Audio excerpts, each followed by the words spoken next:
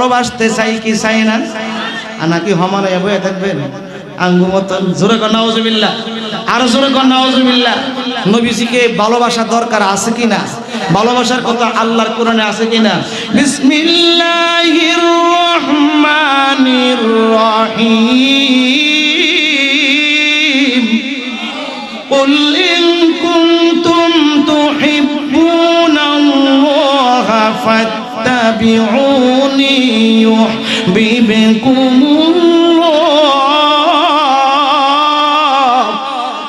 ويغفر لكم ذنوبكم والله غفور رحيم। জোরে কন্না আল্লাহু আকবার। আল্লাহ কয় আমারে পাইতে হলে, আমারে ভালোবাসতে হলে আমার বন্ধুরে ভালোবাসো। সুবহানাল্লাহ। আপনাদের কষ্ট হইতেছে, সংক্ষেপ করে দিচ্ছি। ভালোবাসতে হবে কাকে?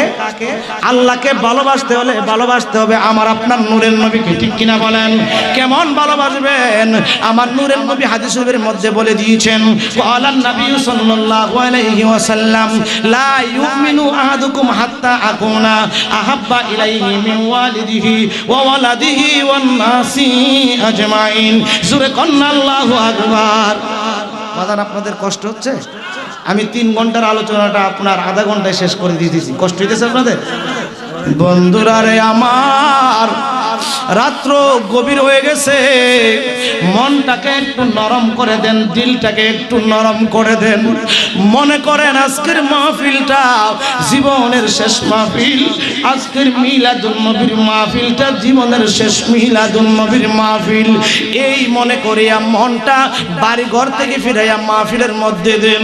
আমার নবীর মহব্বতে যদি একটা ফোঁটা চোখের পানি বের হয়ে যায়, আমার নবী কই হাল্লাত লাকুম শাফাআতি, তোমাদের জন্য আমি নবীর শাফাআত ওয়াজিব হয়ে যাবে। আমি নবীর প্রেমে যেই চক্ষু কানবে, ওই চক্ষুকে জাহান্নামের ফেরেশতারা গ্রেফতার করতে পারবে না। জোরে কন্না আল্লাহু আকবার।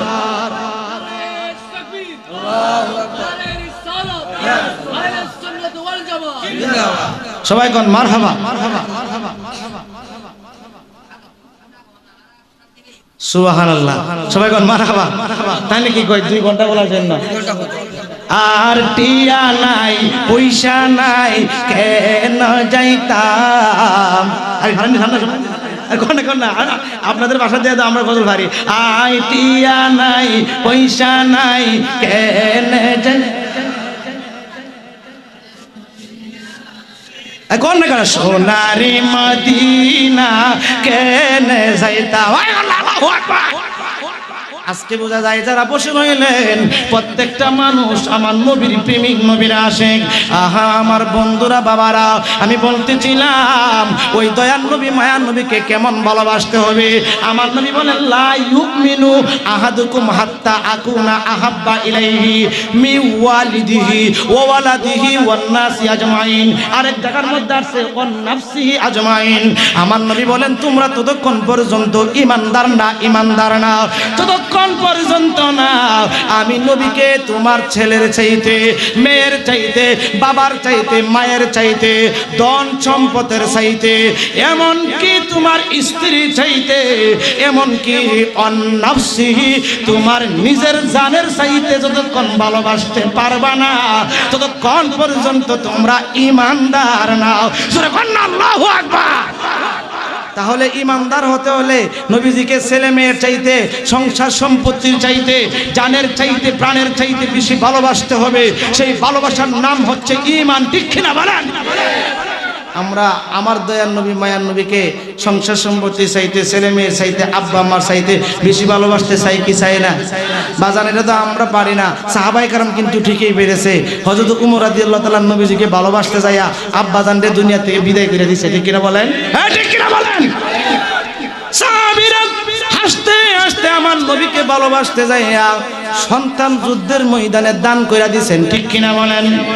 বন্ধুরা রে আমার, একটু আমি আপনাদের বুখারী শরীফ থেকে একটা বড় হাদিস মোবারক শোনাইব। আমি আপনাদেরকে একটা হাদিস মোবারক শোনাইব। আমার নবীজি সাহাবায়ে কেরামদেরকে ডাক দিলেন, এ সাহাবীরা তোমরা আসো। আল্লাহু আকবার। আমার নবী ডাকে সাহাবীরা সব চলে আসলো মসজিদে নববীর মধ্যে। এর মধ্যে একজন হইল আব্দুল্লাহ ইবনে রাওহা। এ আমার যুবক বন্ধুরা, মনটা নরম করেন, দিলটা নরম করেন। একটু সময়ের জন্য দুনিয়ার হাল অবস্থা ভুলে গিয়া চোখ দিয়া পানিগুলি জড়জড়ায় ফেলে দেন। আব্দুল্লাহ ইবনে রাওহা নতুন বিয়ে করে স্ত্রী নিয়ে বাড়িতে যাবে। আমার নবী ডাক দিছে, আমার নবী ডাকে মসজিদে নববীর মধ্যে স্ত্রীকে পাঠাইয়া দিয়া চলে আসছে। জোরে কন্যা আল্লাহু আকবার। প্রায় ৩৫০০ সাহাবী মসজিদে নববীর মধ্যে একসাথে বসছে।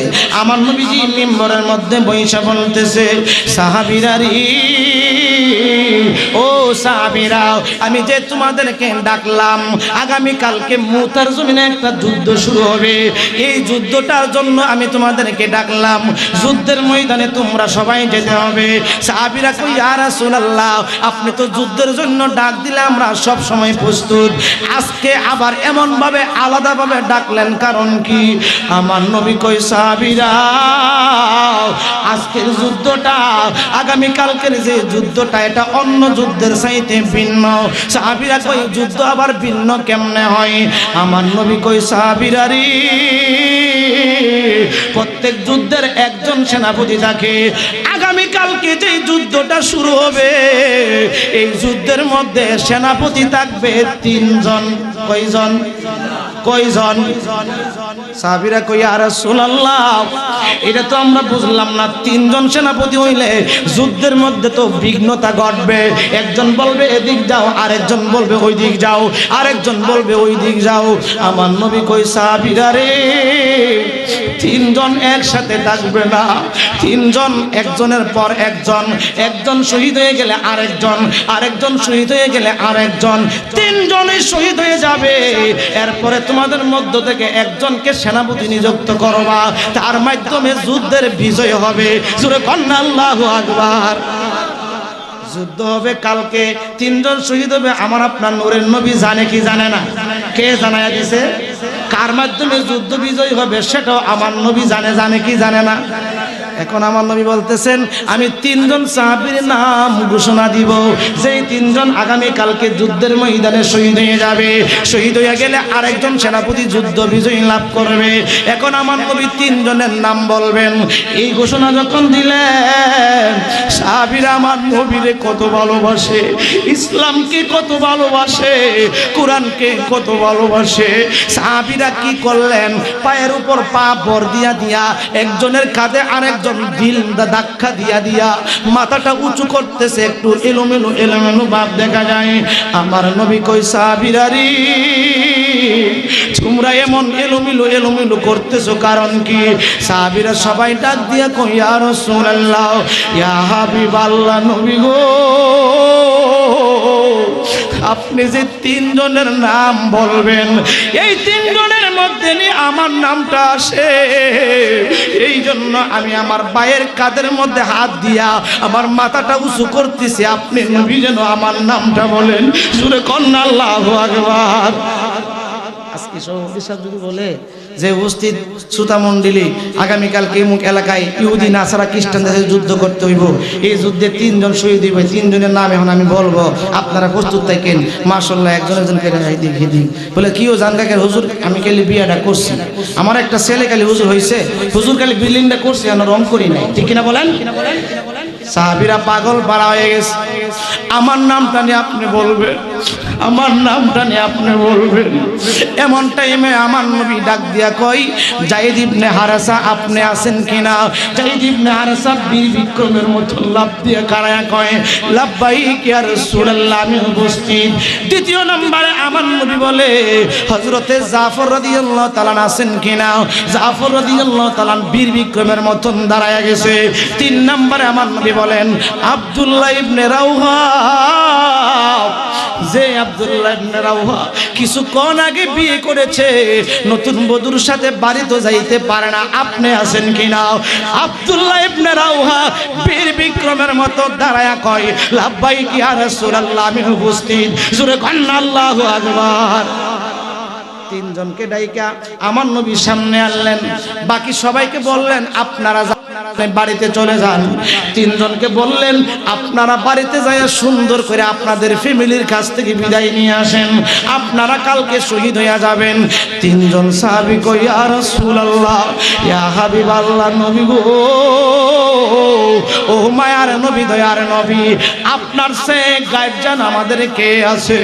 কবরে আমার আব্বা যাবে না, কবরে আমার আম্মা যাবে না, কবরে আমার বন্ধু যাবে না, কবরে আপনি আপন হয়ে কবরে যাবেন, হাসরে আপনাকে আপন হিসাবে পাবো, ফুলসিরাতে আপনাকে আপন পাবো, মিজানের পাল্লায় আপনাকে আপন পাইবো।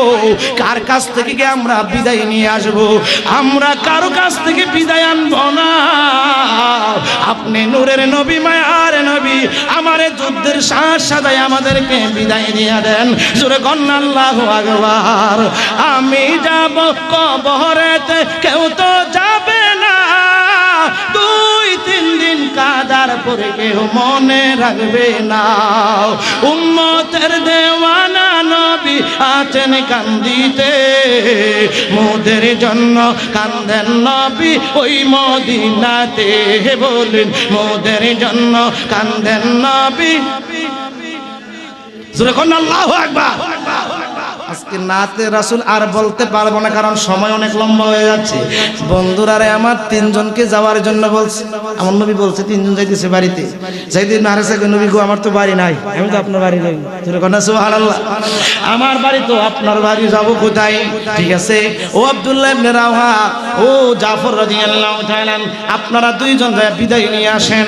দুইজন চলে গেল বিদায় আনার জন্য। আব্দুল্লাহ ইবনে রাওহা রাত্র অনেক হয়ে গেছে, ঘরের দরজার মধ্যে দাঁড়ায়া শুনতেছে ওনার নতুন স্ত্রী বাসর ঘরের মধ্যে আল্লাহর কোরআন পড়তেছে। কি পড়তেছে? কি পড়তেছে? কোরআন। এই যে কোরআনের মাদ্রাসা দরকার আছে না নাই?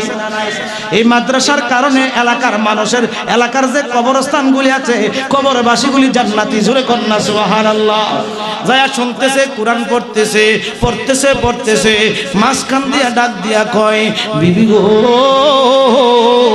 ও বিবি, তুমি মনে হয় শুনেছ আমার নবী আমারে 3 নাম্বার সেনাপতি বানাইছে, আমার পরে আরেকজন সেনাপতি হইবে, তার মানে আমি শহীদ হয়ে যাইব। ও বিবি, আজকে মাত্র তোমার সঙ্গে আমার বিবাহ হইল, আমি তোমারে ভালো করে দেখি নাই, তুমিও আমারে ভালো করে দেখো নাই। বিবি গো,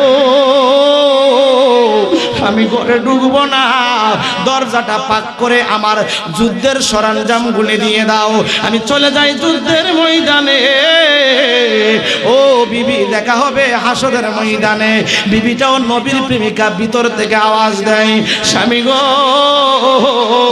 আমি আপনার সময় নষ্ট করব না, কারণ আপনি যেই নবীর প্রেমে পাগল, আমিও সেই নবীর প্রেমে পাগল। আমি মদিনার পাগল, আমি মদিনার পাগল, আমি মদিনার পাগল, আমি নবীজির পাগল। মদিনারে দুলবালি মোর নয়নের কাজল, বলেন মদিনারে দুলবালি মোর নয়নের কাজল, আমি মদিনার পাগল, আমি আমার জিকির নবী নবী, তুই চোখে মদিনার ছবি, আমার জিকির নবী নবী, তুই চোখে মদিনার ছবি, নবীর জন্য দিতে পারি জীবনের সকল, আমি মদিনার পাগল, আমি মাশাআল্লাহ, আমি মদিনার পাগল, আমি নবীজির পাগল। একটি জবান বন্ধ রাখবেন না, চিৎকার করে বলুন না আল্লাহু আকবার। বিবি কই, আপনি যে নবীর প্রেমে পাগল, আমিও তো সেই নবীর প্রেমে পাগল। স্বামী গো, একটু সময়ের জন্য ভিতরে আসেন, আমি তো আপনারে ভালো করে দেখি নাই, আপনি শহীদ হইয়া যাবেন হাসরের ময়দানে। আল্লাহ যদি কয়, ও ও আব্দুল্লাহ ইবনে রাওহার স্ত্রী, তুমি তোমার স্বামীকে বাচ্চা বের করো, আমি কেমনে আপনারে বের করব? এই জন্য আপনি একটু সময়ের জন্য ভিতরে ঢুকেন। আব্দুল্লাহ ইবনে রাওহা যখন ভিতরে ঢুকছে, এবার বিবি ওনার মাথার চুল দিয়ে আব্দুল্লাহ ইবনে রাওয়াহার সমস্ত শরীরের গামগুলি মুছতেছে আর বলতেছে, স্বামী গো, ও স্বামী, আপনি তো শহীদ হওয়ার পরে আপনি তো জান্নাতে চলে যাবেন। আপনার কাছে জানতে চাই, আপনি যেই জান্নাতে থাকবেন আমি সেই জান্নাতে থাকবো কিনা। আব্দুল্লাহ ইবনে রাওয়াহা কয়, বিবি গো, তুমি যদি কোরআন সুন্নাহ মতো জিন্দেগি করে যাও, আমার নবীকে ভালোবাসা যদি জীবন পরিচালনা করে যাও, আমি তোমারে কথা দিলাম, তোমারে জান্নাতে না লইয়া আমি জান্নাতে যাইব না। জোরে কর না আল্লাহু আকবার। সাহাবীরা বিবির চাইতে ভালোবাসছে কাকে? কাকে কাকে? নবীজিকে। সম্পদের চাইতে ভালোবাসছে কাকে? হযরত জাফর রাদিয়াল্লাহু তাআলা বাড়িতে গেছে, হাদিস শরীফ আছে ওনার স্ত্রী নাই, তো ওনার দুইটা সন্তান ছিল, ছোট ছোট দুইটা সন্তান। ধরে কোন মারহাবা না, সবাইকে কষ্ট দেওয়া ঠিক হবে না বাজান। ওয়াজ শুনতে শুনতে যদি ফজরের নামাজ কাজা হয়ে যায় তাহলে তো আর লাভ হবে না। হবে হবে হবে বাজান, ফজরের নামাজ পড়তে হবে, এই জন্য বেশি লং হবে না, শর্ট টাইমের ভিতরে, কারণ মিলাদ কিয়াম করতে অনেক সময় লাগবে। শেষ করে দিচ্ছি, সবাই কোন মারহাবা, আরো জোরে কোন মারহাবা। উনি আপনার হযরতে জাফর রাদিয়াল্লাহু তাআলা বাড়িতে গেছে, যায় দেখি ওনার দুইটা বাচ্চা কাঁদতেছে। সুবহানাল্লাহ। বাচ্চা দুইটা বাবার দুই কাঁধের মধ্যে লাফ মাইরা দইরা কয়, আব্বা, ও আব্বা, কে যেন বলে গেল আপনি নাকি মুতার জমিনের যুদ্ধের মধ্যে আপনি নাকি দ্বিতীয় নাম্বার সেনাপতি। ও বাবা, আমাদের মা নাই, আমরা আপনারে দেখে মা দেখার তৃপ্তি মিটাইতাম, আপনি যদি শহীদ হয়ে যান আমরা কার দিকে তাকায় আমাদের দুঃখ নিবারণ করব। আব্দুল্লাহ হযরতে জাফর রাদিয়াল্লাহু তাআলা দুই সন্তানের কান্নায় কান্না শুরু করে দিয়েছে। দুইটা সন্তানের মহব্বত অন্তরের মধ্যে একটু সময়ের জন্য ঢুকে গেছে। হঠাৎ করে যখন আমার দয়ার নবী মায়ার নবীজির চেহারা মুবারক চোখের সামনে ভেসে উঠল, দুইটা সন্তানকে জাড়া দিয়া কাঁধ থেকে নামায়া বলে, সন্তানেরা রে, তোদের মায়ায় পড়ে যদি আমার মদিনার নবীর একটু সময়ের জন্য ভুলে যায়, যুদ্ধের ময়দানে যাইতে যদি একটু দেরি হয়ে যায়, আমি এই জাফরের জীবন জিন্দেগি বরবাদ হয়ে যাবে, আমার ঈমান শেষ হয়ে যাবে। ও সন্তানেরা, চিন্তা করিও না, তোমাদেরকে আল্লাহ এবং আল্লাহর রাসূলের কাছে সুপর্দ করে দিয়ে গেলাম। ও সন্তানেরা, দোয়া করো, দেখা হবে তোমাদের সাথে হাসরের ময়দানে। জোরে কর না আল্লাহু আকবার।